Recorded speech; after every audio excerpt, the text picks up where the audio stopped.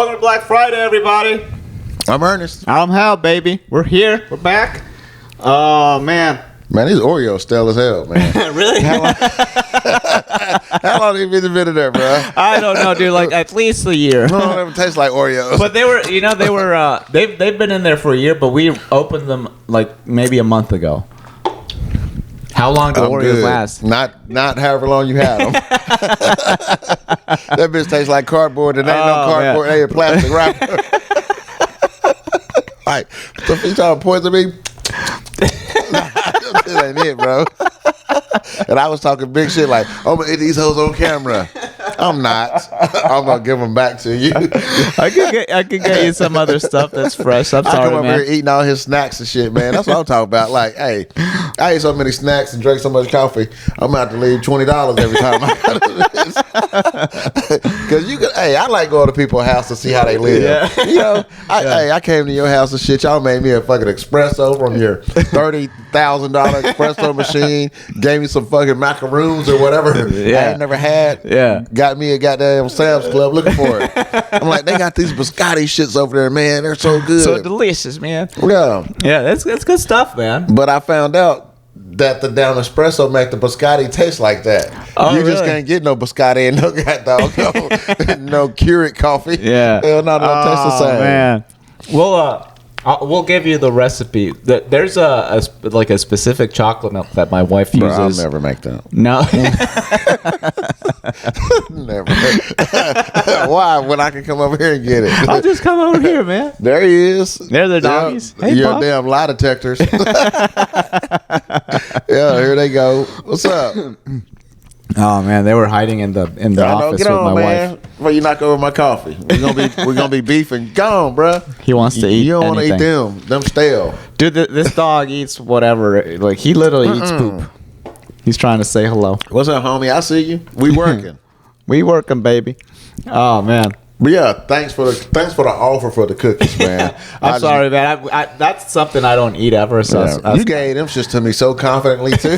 Like, here you go, my man. It's all for you. and I was thinking, I was like, should I say something? But I was like, hell No, yeah. you gotta say it, man. You got it. That's the whole point. Because Like, if I didn't, you'd be thinking about it the whole episode, dude. you would offer them to me next week. I was like, I can't live back to back with stale Oreos. They gotta act like I want them again, and now you constantly give me stale Oreos like the coffee coasters, the coasters. Yeah. Oh man, I'm no, like, yeah, they're good. That's pretty good, man. Yeah. It's all right. All right, I'll get you some more, man. And you be like, let me get one, and you eat, you be like, the fuck is he talking Tastes about? like shit, bro. What is this? Why is he excited about this? Oh shit! But yeah, Black Friday comedy podcast, man. Hey, we need some sponsors. Yeah, we should. Like you were talking about going to some local businesses. Well, I ain't going nowhere now. I decided. Like, I mean, we can go, but hey, this is our pitch. This is what I thought of. Hey, if you want to sponsor us, which means, you can give us some monetary contribution. It'll be nominal. Mm-hmm. You know what I'm saying? So we can get some new equipment to do some new stuff with this podcast. And what you could do, right? We would mention subscribe, or we got a code for such and such and pizza.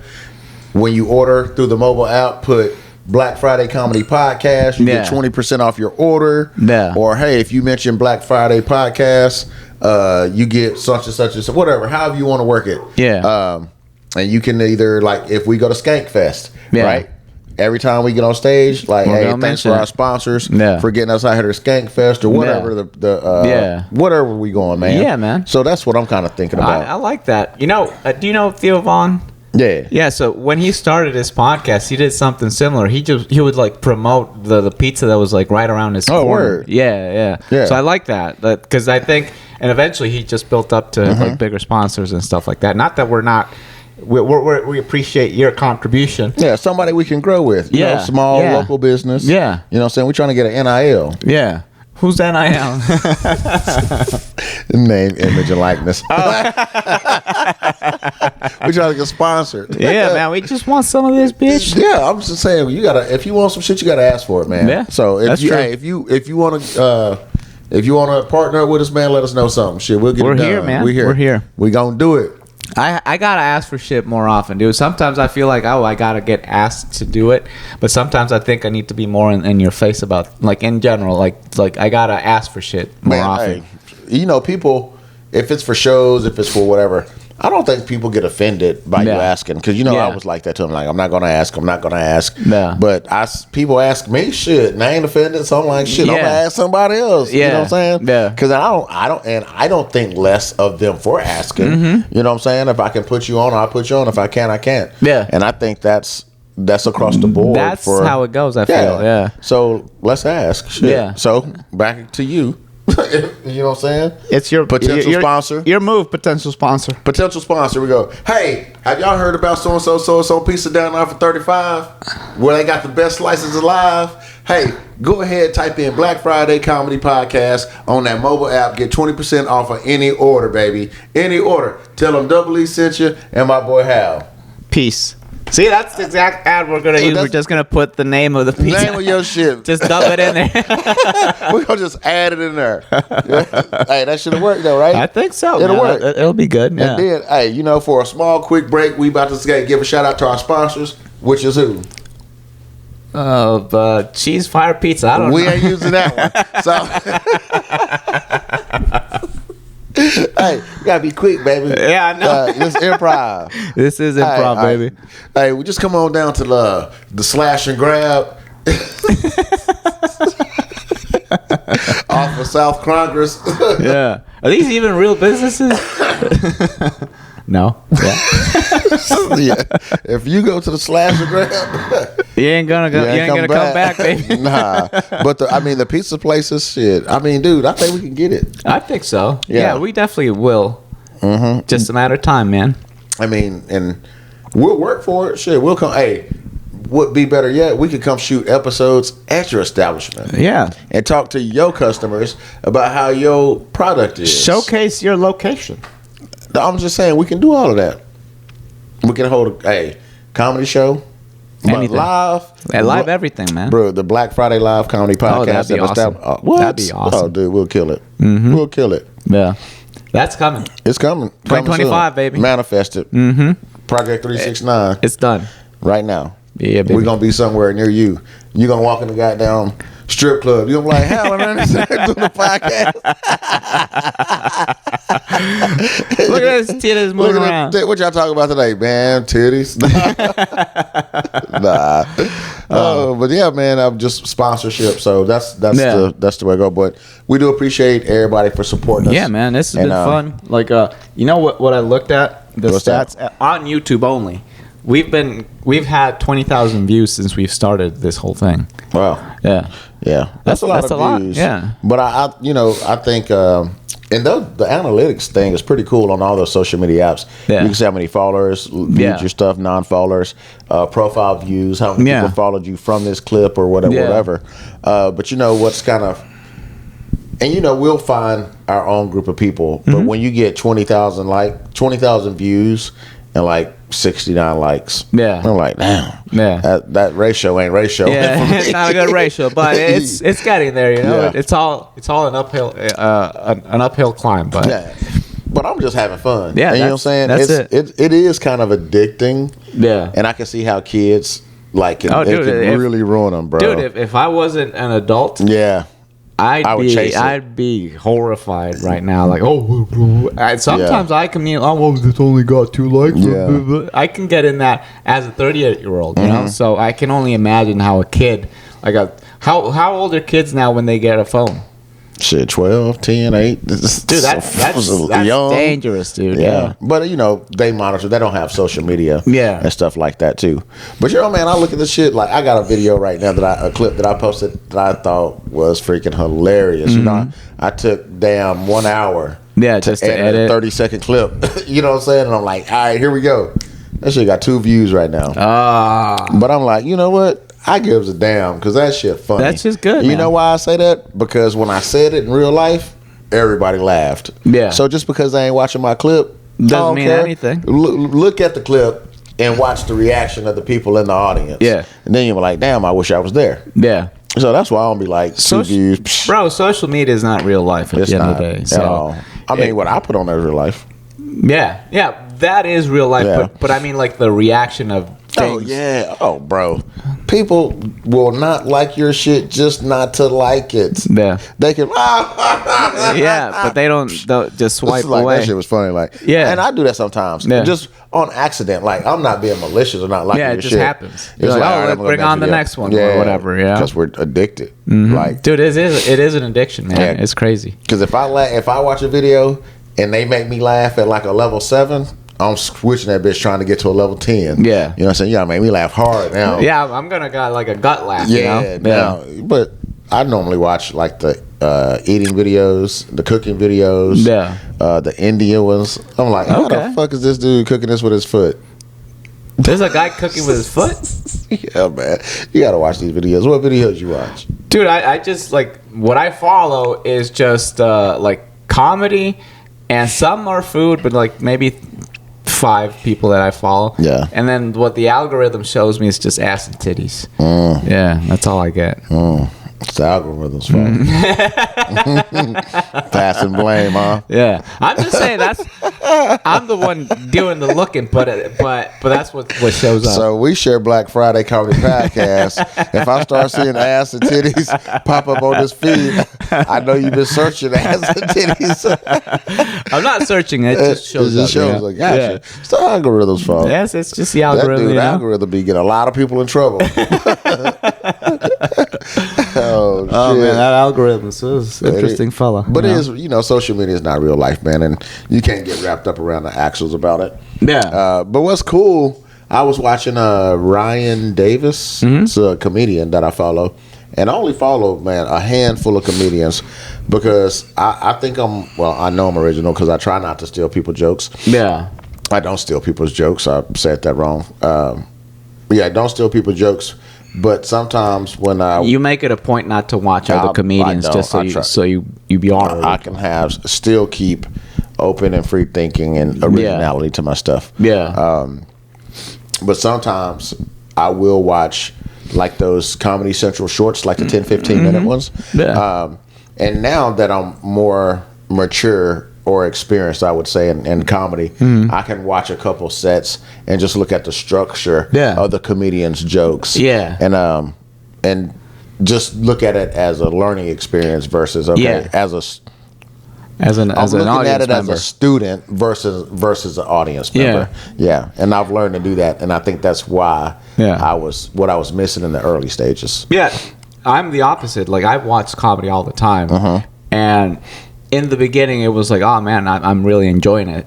But now I like through learning how a joke structure works and performance. Now that's what I'm doing too. It's just I'm like looking at it to see, because sometimes a comedian masks his the joke very well underneath the performance, so you don't know where the actual punchline comes from. Like they're laughing, I'm like, yeah, it's funny, but you don't know what the actual structure is. And then other times you're like, oh, this is a very straightforward setup punchline. And so it's very interesting to see how like different ways of like presenting the structure comes about by different people. Yeah, that is cool. What I like doing, man, is just doing what works in the moment. Because, when I first started learning, I was reading all these books about, premise, setup, punchline, tag, or premise, setup, punchline, misdirect, tag, or a lot of different structures on how it was. Because, there's structure for the one-liners, structures for the misdirect, and then you have story with jokes and bits inside of them. But 3 to 4 seconds or laugh per minute, right? That's how you're supposed to get. And so I was like harping on that stuff. And I was watching other comedians, and I'm like, you know what?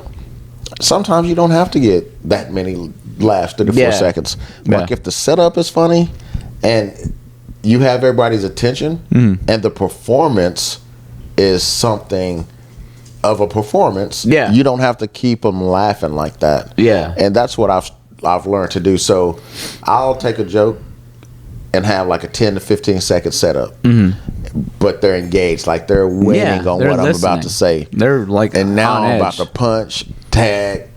Yeah. Go back to what I just said. A different punch. Tag. Yeah. So that's what I'm trying to do. I like try to break the structure of how it is, because people say never repeat what you just said, bitch. Yeah. I'm about to repeat it twice. Bro, Chris Rock repeats his premises like multiple times. Yeah. I'm about to repeat it twice, 3 times. Yeah. But each time I'm gonna repeat it, it's gonna have a different punchline. Yeah.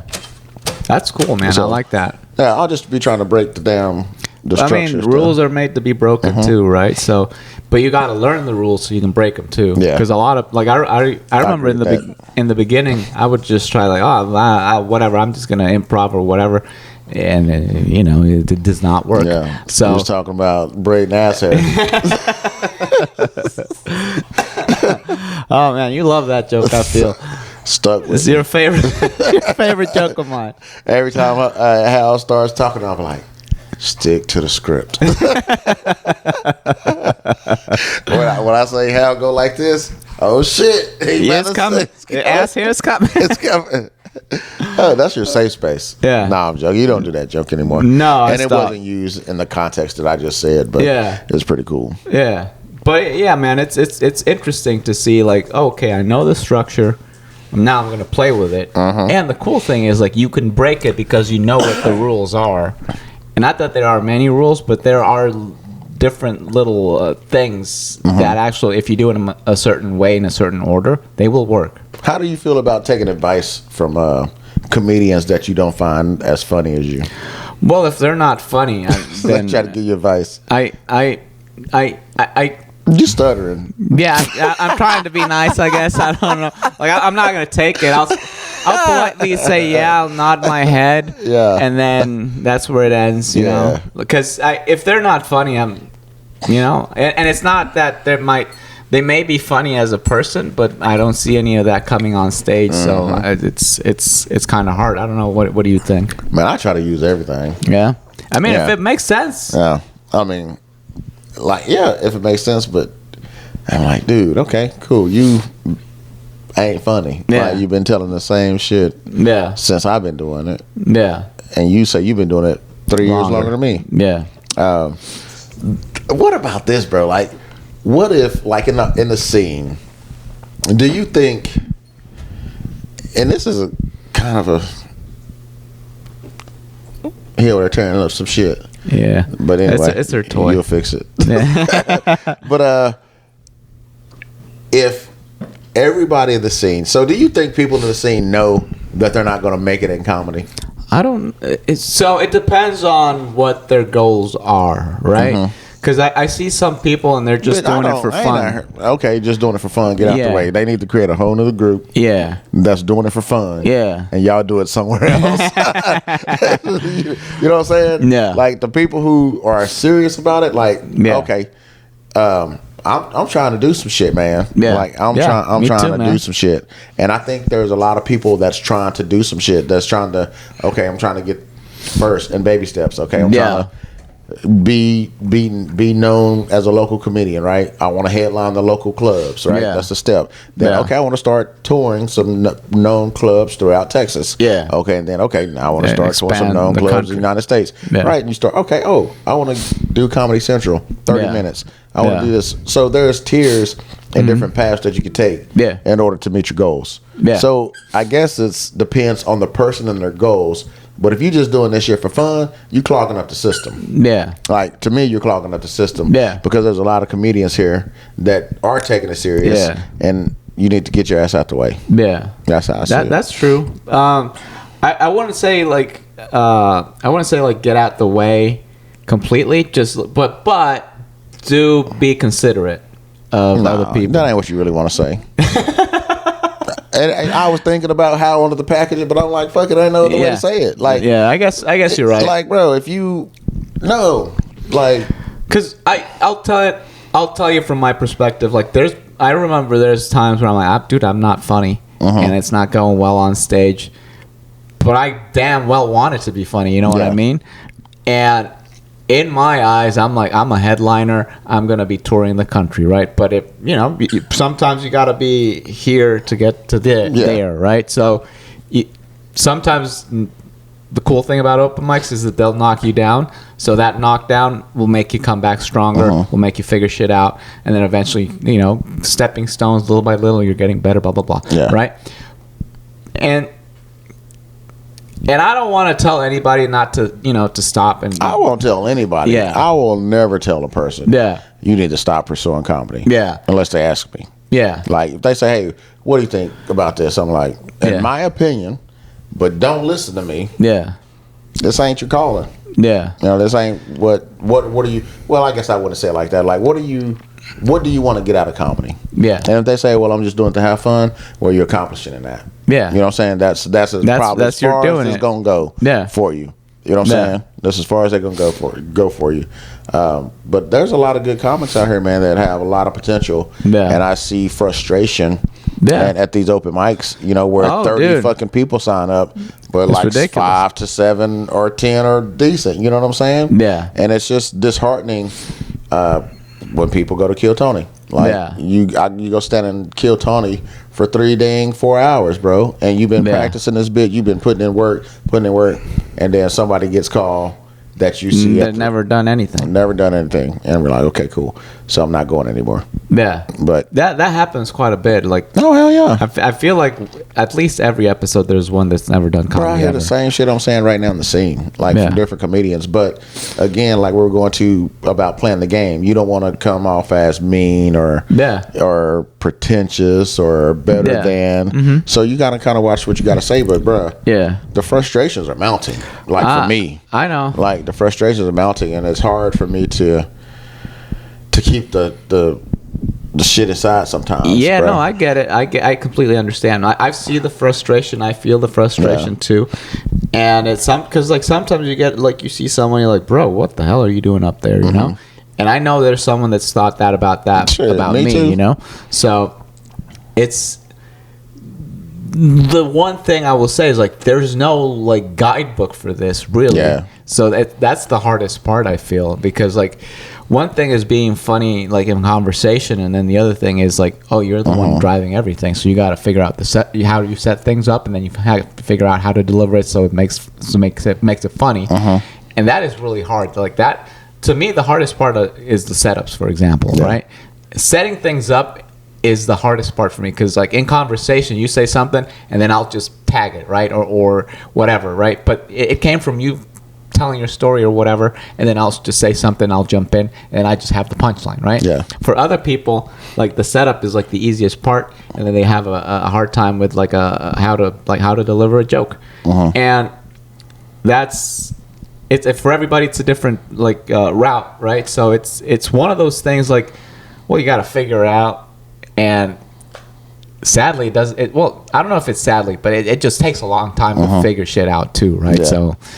Oh, it's not easy. No. It's not easy, and I think comedians, you know, it's writing it for you got to come up with the premise. You got to come up with something interesting, relatable to talk about.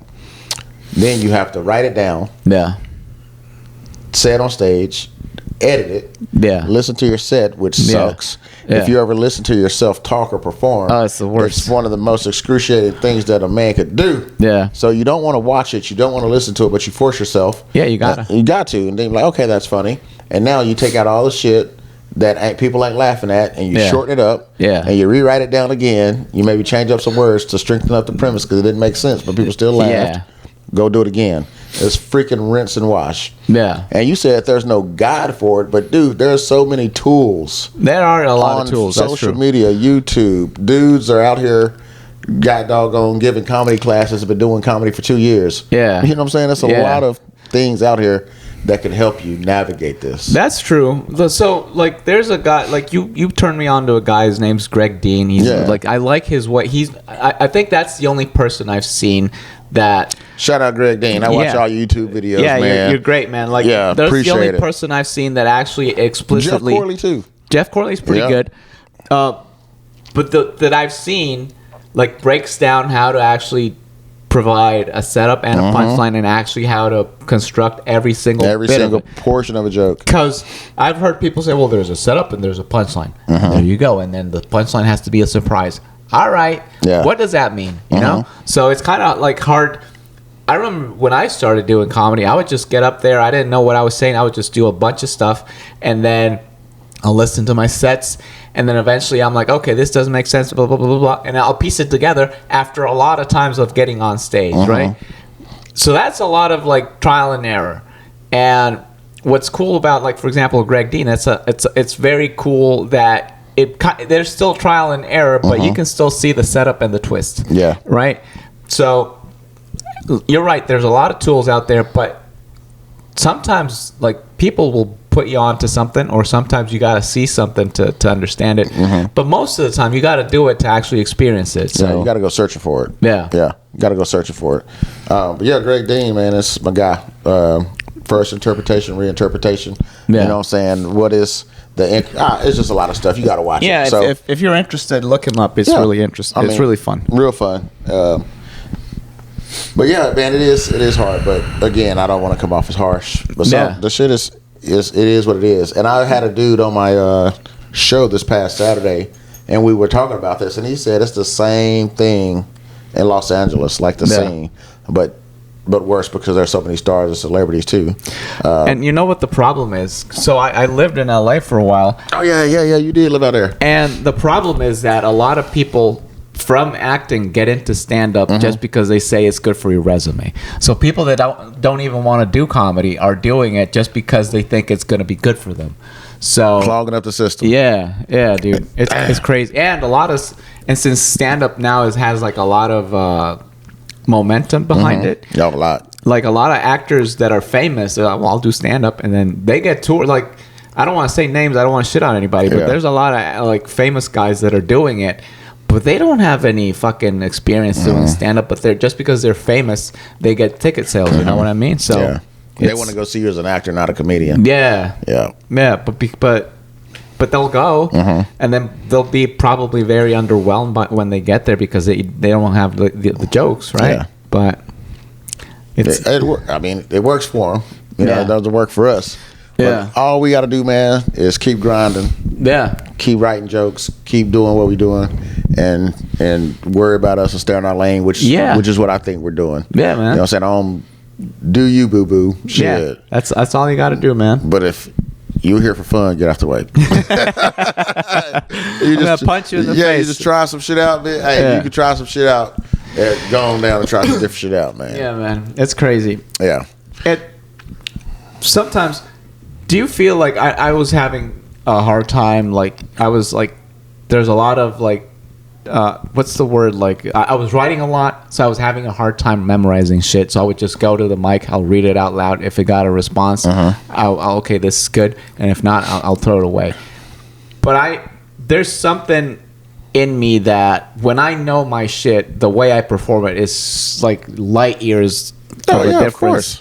Because you're confident in it. Yeah. You know it. You can weave in and out of it. Yeah. But when it's still in that, okay, I'm practicing this phase, it's not confident because you're not telling it how you wrote it down because you haven't memorized it. Yeah. You're going to change it mid-bit. Yeah. But, you just got to stay true to it.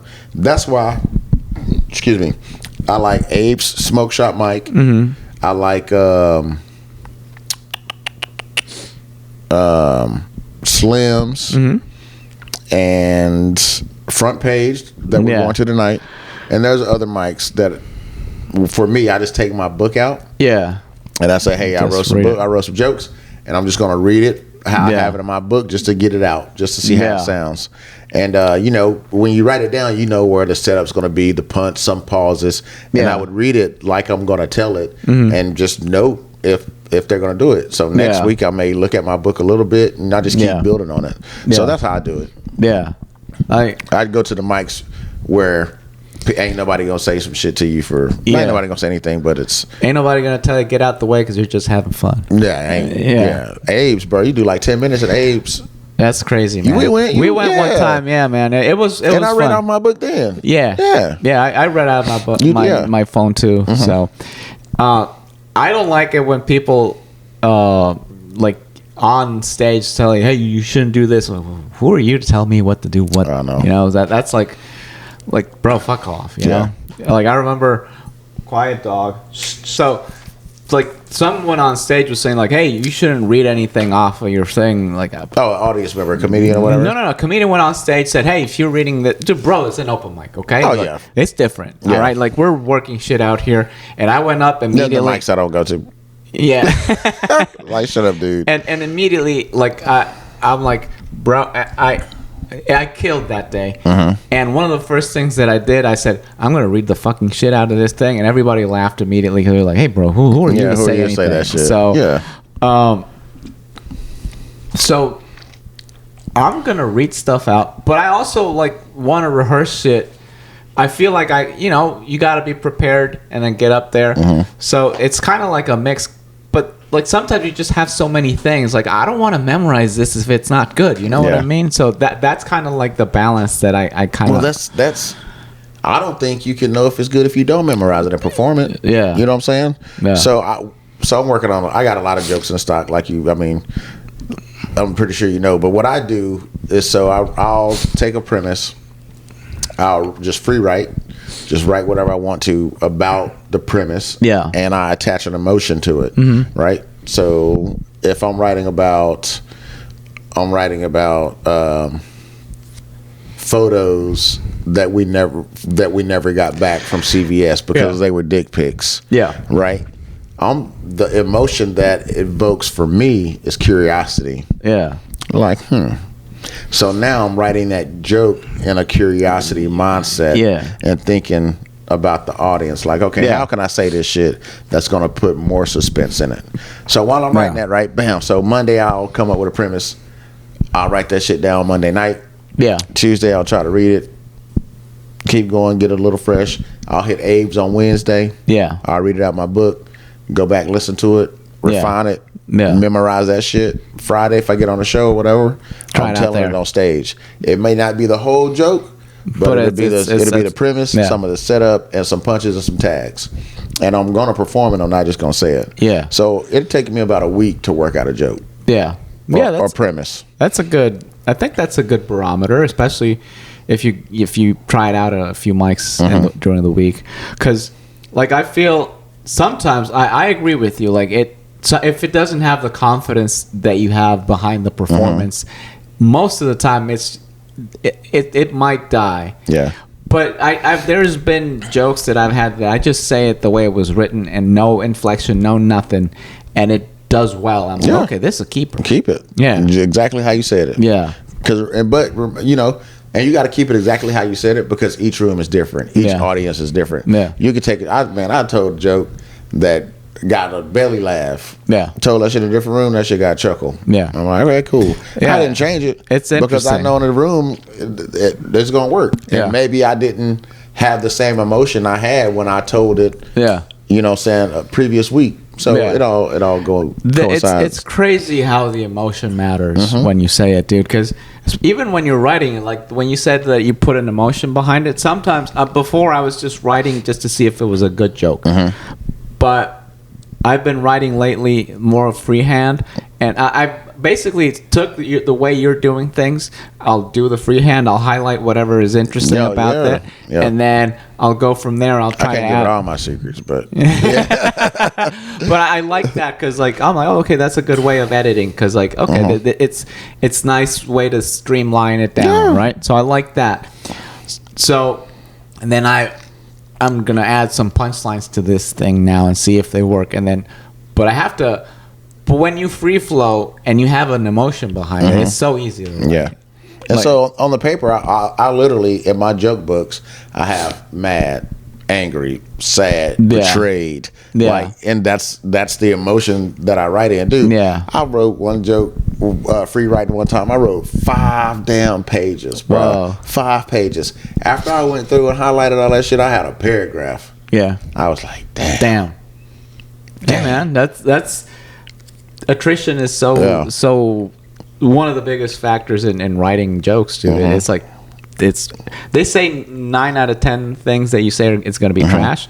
Sometimes it could I don't know. I find like depending on the way you write, like if I'm writing like jokes out, I think I could get like 2 out of those 10. What's jokes? Like just like a one-liner. Okay. But if you're just writing out bits, the attrition for me is like way more. You know what I mean? Because like jokes, like a one-liner. I think because if I'm laughing, I know that's funny, right? It might. Brian Regan said, "Hey man, if only you laugh, it's still funny because you laughed, but at the end of the day, if I'm laughing, there's something behind that, right? But if I'm not laughing, but I have a lot of emotion, like the stuff I wrote today had a lot of emotion behind it. I didn't laugh at one thing, but I'm like, well, there's a lot of emotion behind that, so there's got to be one nugget in there that I got to get out of there, you know? And that's why it's called joke mining. Yeah. Like a lot of people said, Jeff Corley says it, Greg Dean says it, a lot of comedians who teach comedy, it's joke mining. So now you got to go through all that stuff you wrote, and you can't be, now you're in editing phase, right? You can't be emotionally tied to it. Aunt Sally threw a pie in my face, like that shit ain't funny. Get out there, you know what I'm saying? So you can't be tied to it, and chop it down, rewrite it, chop it down. But yeah, man, writing. But first you got to write. Shit. Yeah. First you got to write. And what I say, what I get before I tell anybody or give anybody advice, what I do is how I do it. It ain't necessarily right. Everybody's different. It's my method. Is what I do. Either you can do it or not. You know what I'm saying? But this is what I do, and I don't mind sharing any of my techniques or advice or strategy or whatever. Shit, I showed you everything, so I don't have no qualms, or whatever the word is. It's interesting to me, man, because like I told you this before, but I used to love writing on stage, and that's something that you just can't do here because of the way. Well, I guess you can do it if you just don't care about the response whatsoever, right? I mean, were you at an open mic? Yeah. Do what the hell fuck you want to do at open mic. Yeah, dude, I like to get laughs at open mics for some reason. I don't know why. I see and I'm the opposite. Like, it's practice. How you gonna lose at practice? Yeah, that's true. You know what I'm saying? Shit, ain't nobody keeping score at practice. So that's why when I go to these open mics, bro, I don't fire and forget. I don't fire and forget. I'm like Quinn Ewers, throw interception, shit. I'm right back to. I'm just throwing. I forgot shit, about dude. It already. I'm fire and forget. So I'm telling whatever joke I want to tell, because the open mic is for me. Yeah. Unless it's an open mic where they're paying customers, right, and they want to hear some comedy. So now that's different. I'm gonna perform because I want to gain some fans and some followers. Yeah. But if it's just an open mic at a bar or some shit where I'm going to practice, you about to get whatever I give you, and the audience is just comedians. Damn. Yeah, that's true. So practice is practice, bro. Don't put, for me, and again, I don't put no pressure on myself at an open mic. No, I get it, and I feel like your barometer for what's funny for you is way more in tune than because sometimes I just go in there like I need the response to see if this is funny or not, and I don't know if because I know what's funny, but I also sometimes what I find funny is not funny for everybody else. So that's why I like to get the response at the mic. See, and that's for me. I don't gauge if a joke is funny at an open mic. I mean, if comedians laugh, okay, you know it's funny. But I'm not going in there trying to make them laugh. I'm going in there to see how I want to get this joke out, how it sounds on stage. If I make the bartender or some of the staff laugh. Someone that's not a comedian laugh, that's good. Yeah, but for the most part, man, it's for me. I'm getting it out and try to record it so I can hit the structure of it. Yeah. But yeah, I don't. Hell no, I don't care if they laugh or not. Bro. Yeah. I used to be really good at that, and then I'm like, well, I gotta find, because the other part is like I would do that, and I didn't care if they would laugh or not, and then by the time I would do a show, I didn't know if it was gonna be funny or not. And that's when you find out. Yeah. That's when you find out, because I'm pretty sure you went to a mic and you told some jokes at a mic and nobody laughed, and then you went to a show and you told that same joke and motherfucker was laughing. So it's different at a show than an open mic. I remember I used to go to this club called the Ha Ha Cafe, and sometimes there would be like a comedy class. Well, I think it was like an acting class, but they would have them do stand up as part of the class. So when they would come, it was like a great barometer for me in terms of like, oh, these people are gonna if they're laughing, that means it's funny. Because they aren't like regular comedians that are just coming here and they're dead inside and they're just doing whatever they're doing. So it's like, oh, okay, that's it's like having a crowd, right? So that I remember before a show, I would always like perform the same material like a few times at mics just to have it like nice and honed and in front of the crowd. That's a strategy. Yeah, good strategy. And I like before my first show ever. I remember like that same at the week. yoga retreat. No, no, like my first like actual comedy show. There were people of that there were like 2 of those classes in the same week, and I killed in front of them. I'm like, oh, all right, this is funny. And so by the time I went to the actual show, I had like an immense confidence, and I murdered. Like my first show, I murdered. Yeah. And it felt really good. People like were coming out of the show like, dude, that was really good. And it was one of those things where I'm like, oh, thank you, man. I appreciate that. But then the second show I had, I bombed the shit out of it. I didn't have the same preparation. But what I mean is like, it's cool to have those gauges. So that's why I like. You're right. Like if you're going to an open mic where there's just comedians, and don't worry about if they're laughing or not. Just make sure that you're getting it tight and getting the structure right, and then eventually have the confidence to deliver it properly and an actual performance. So by the time you try it in front of people that you want to gauge it with, then you know, okay, this is not funny because they're not laughing at all. it, and I gave it my all. So that's good. So rewrite that shit. Yeah, throw it in the trash. Change some setups or something and get back to it. But yeah, man, that's a good take on open mics. Yeah. A good take on open mics. 2025, man, I'm trying to get on every damn stage that'll have me. You know what I'm saying? I'm gonna do some driving.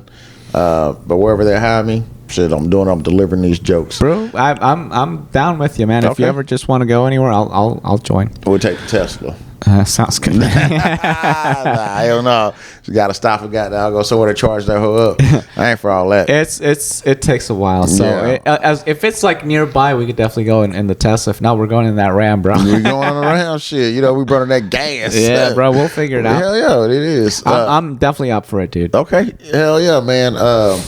So you trying to get an hour this year? Yeah. Trying to get on some shows. I trying to do a little tour. Yeah, tour. I want to get on all these clubs. I want. It's a big goal, you know. But they also say reach for the stars and you'll land on the moon or whatever the fuck it is, or reach for the moon, you'll land among the stars. Whatever. I'm picking up what you're putting down. I just want to have a big thing. So I'm like, and I'm aiming for it. Whatever happens, it'll happen. I'm just aiming for it. That's what I'm aiming for. I'm gonna have fun while I'm doing it. That's my goal. So that's having fun is the key, man. Yeah. But so shit, you been seeing what's been going on in the news? No, I with the damn dude that blew up the Cybertruck at Trump Towers. I saw that, yeah. And the dang on all the drones and the guy in New Orleans. Yeah. So, funny fact, I was in New Orleans the day after we left. The day we left, the day after is when that happened. Damn. I was on that street the day before, dude. Dang, bro. Yeah. That's crazy. So, man, I think I actually heard like the morning of he was setting out bombs inside of coolers and stuff. What? Yeah. I mean, if you see someone setting off bombs. No, setting up bombs. Like just dropping off coolers along the route on the Bourbon Street. What? Yeah, I'm going to send you some links and stuff, man. Damn, that's crazy. Check it out. And then the guy with the Cybertruck, man, I'm going to send you some stuff to that so you can... talk about. I always said on the podcast, people be listening and shit. Yeah, you know man. What I'm saying? But it's America, man. Shit going on right now, man. You gotta stay vigilant. You know, keep that thing on you. You know what I'm saying? I ain't talking about no strap on. Yeah. You know what I'm saying? Gotta keep that helo on you, man. Because you never know. Shit, people shooting at Lake Line Mall. Yeah, dude. Goddamn crazy, man. It's getting wild, man. Yeah, just keep it on. You know, you gotta stay protected. Damn. Even at open mics. Cats be tripping and shit. Yeah, there's a lot of crazy out there, man. Yeah, especially in Austin. Shit, you know the craziest thing I've seen is that dude walking around here with that pink leotard on. You ever seen him? I don't think so. No, it's probably a long time ago. I ain't seen him around in a while. I don't know if he passed or not. When I was younger, he always used to be around here in Austin, and I always see the signs "Keep Austin Weird, Keep Austin Weird." But I don't think Austin's that weird. It's a regular city, dude. Yeah, like there's some weird shit that goes on. Yeah. But for the most part, I don't think the whole city is weird. Yeah, I think that weirdness went away when a lot of people moved in here. Yeah. And it's just a regular city to me. I don't know. But dude, I never thought that Austin would be what it is now. Because as a kid, we used to come up here.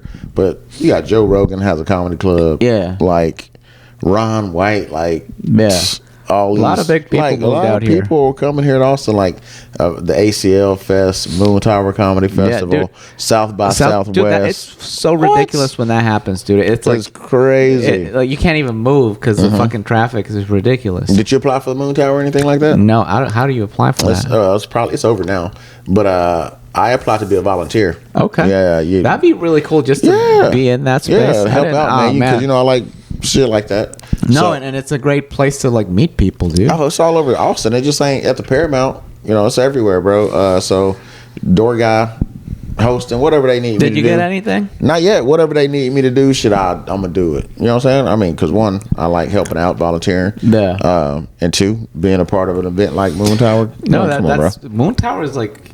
I don't want to, but it's kind of like the new Montreal festival, sort of. Yeah. Because like a lot of industry people are here, and a lot of big name comedians come out here. Lots.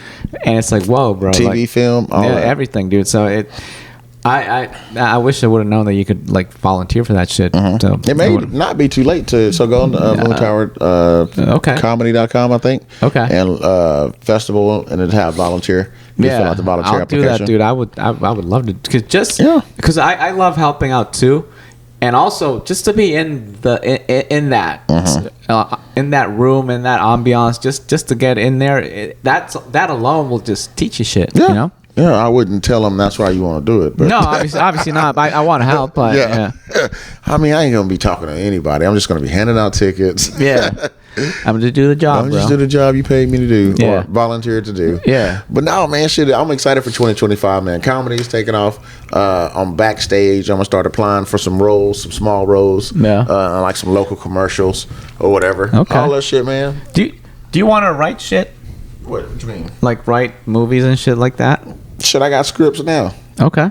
I mean, all my shit I write is like a movie. Okay. You know what I'm saying? I got stuff too. Maybe we should team up. I want to do like a sitcom.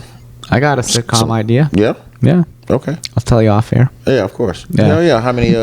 How much you got wrote? I have a whole pilot. Oh shit. I wrote it with someone else, but I want to rewrite it. Any black people in it? Yeah. Of course. Dude, that's cool. Shit. Yeah. My co-writer at the time was black. Okay. But I mean, we'll talk about this off air. Yeah. Yeah. I mean, I know some people. Yeah. So yeah, man. That's what's up, man. I didn't know you had a whole pilot. But yeah, writing, man, sketch comedy, a lot of movies TV shows. Like that, yeah. Like, dude, you got movies wrote? Mm-hmm. Damn, how shit. Let's do something. I used to live in LA, bro. Yeah, facts. So shit, I know a guy who can film some stuff too. So write it. We can. Yeah, bro. That sounds good to me. What's the process of like getting a script picked up or?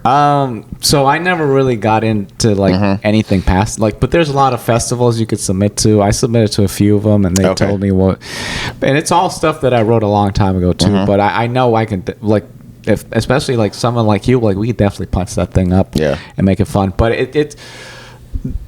So I'll tell you from what I remember. There's for TV, for example, they would do like a lot of competitions where like, hey, have a spec script, and a spec script is just like let's say there's like the TV shows that are in right now, like the good TV shows.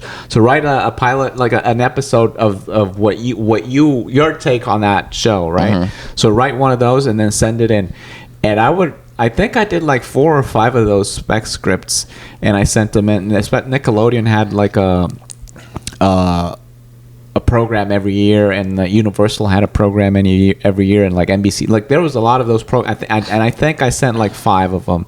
I never got into any of them, but it was also like a really cool exercise, right? Because like you would write for something that's not yours, it's not your voice, so it's kind of like, oh, this is how you write for someone else. So that's pretty interesting. Okay. Yeah, that should sound fun. Yeah. But yeah, man, most definitely we can talk about it, look at it, and see where it goes. Yeah, get it done. I just want to be. I want to be an entertainer. You know what I'm saying? I like telling jokes. I like being on stage. I like making people laugh. I like being connected to people while I'm on stage. Me too, man. So, if you can do that in cinema, even better. So, definitely game. Yeah. Sky's the limit, man. Sky's the limit, Chase baby. your dreams. Don't let nobody tell you can't do some shit. You feel me? Yeah. Except Ernest. Except if Ernest tells you to get the fuck out of the way Get out because the way, you're man. just having fun, just get out of the way, man. Nah, have fun, man. Do your thing. Follow Yeah. your dreams. Who am I to tell you not to follow your dreams? Yeah, But- bro. I feel you, dog. I feel you. And I'm definitely not that guy, but get out the damn way. Clogging up the hole, man. Oh, man. All right, guys. This has been Black Friday. I'm Ernest. I'm Hal, baby. And Talk to until you next soon. time, man. And remember, every Friday is Black Friday. Every Friday. Hell yeah, dog. Bye-bye.